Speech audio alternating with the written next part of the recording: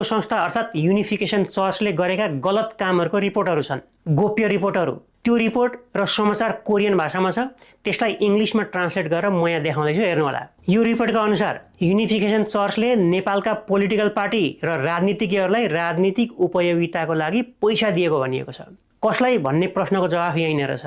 पूर्व प्रधानमन्त्रीहरू माधव कुमार नेपाल, केपी ओली र बाबुराम भट्टराईलाई। यहाँनिर युनिफिकेसन चर्च र माथि भनिएका पूर्व प्रधानमन्त्रीहरूको बीचमा पुलको ब्रिजको काम गर्ने अर्का एकजना पात्र पनि आएर जोडिन्छन्। उनी हुन् पूर्व सांसद, पूर्व मन्त्री एवं नेपाल परिवार दलका संस्थापक एकनाथ ढकाल। 2017 को नोभेम्बर 17 मा एकनाथ ढकालले युनिफिकेसन चर्चलाई पठाएको पत्रको एउटा स्क्रिनशट पनि राखिएको छ यहाँनिर। त्यो कोरियन भाषामा छ, त्यसलाई पनि ट्रान्सलेट गरेर देखाउँदैछु म यहाँ, हेर्नुहोला।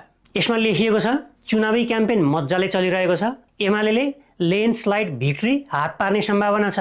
त्यसो भयो भने म एमालेको समानुपातिक उम्मेदवारको सूचीबाट पर्ने पक्का छ। 5 नम्बरबाट मलाई 1 नम्बरमा सार्ने कुरा भइरहेको छ। त्यसको लागि माधव कुमार नेपाल र केपी ओलीसँग नि कुरा भइसकेको छ। तर त्यसो गर्न पैसा चाहियो।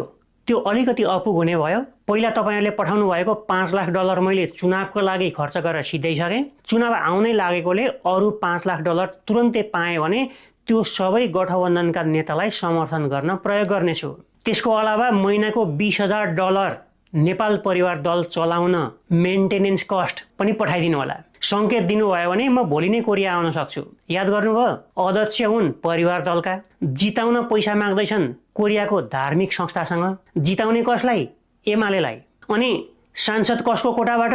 एमालेको कोटाबाट। क्या गजबको सेटिङ छ, छैन त? अर्थात् विदेशी संस्था, त्यो पनि विवादास्पद विदेशी संस्था, राजनीतिसँग जोडिएको, राजनीतिसँग खेल्न रुचाउने संस्था, धर्ममा आधारित संस्था। जापान, अमेरिका, कोरिया लगायतका अरू पनि देशहरूमा राजनीतिक प्रेरित क्याम्पेन गरेर बदनाम भइसकेको संस्था, मिडिया म्यानिपुलेसनमा माहिर संस्था। त्यसले नेपालका राजनीतिक दल र तिनका नेतालाई चुनाव केन्द्रित र भोट लक्षित पैसा पठाएको प्रश्न देखिन्छ यी लिक भएका डकुमेन्टहरू र रिपोर्टहरूका अनुसार। अनि सायद त्यही पैसाको कमाल हुन सक्छ। सायद इन्ट्रेस्टिङली हेर्नुस्, यहाँनिर एकनाथ ढकाल र उनको दलले 2074 सालदेखि आजसम्म पनि एमालेसँग अविच्छिन्न रूपमा कन्टिन्युअस चुनावी गठबन्धन गर्दै आएको छ। दल बेग्लै छ, तर सधैँभरि गठबन्धन कोसँग हुन्छ? एमालेसँग।